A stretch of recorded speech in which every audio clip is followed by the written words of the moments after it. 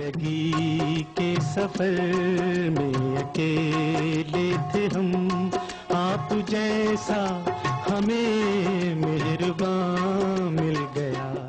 मुनफरिद अंदाजी अदाकारी से शहंशाह जज्बात का लक़ब पाने वाले अदाकार मोहम्मद अली 19 अप्रैल 1931 को भारत के शहर रामपुर के मजहबी घराने में पैदा हुए। शहंशाह जज्बात ने अपने फनी कैरियर का आगाज 1962 में हदायतकार फजल करीम की फिल्म चिराग जल रहा है से किया।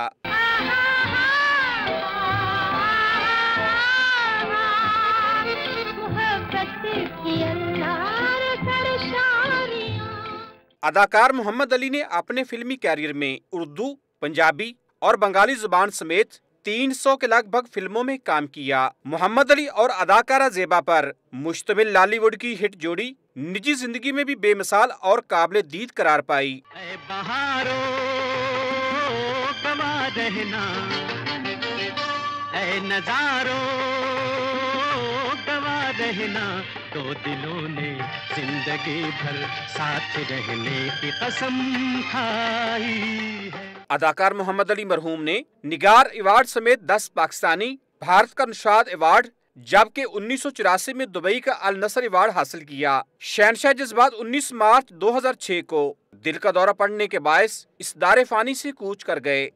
बहुत उदास है वो बार गुजरे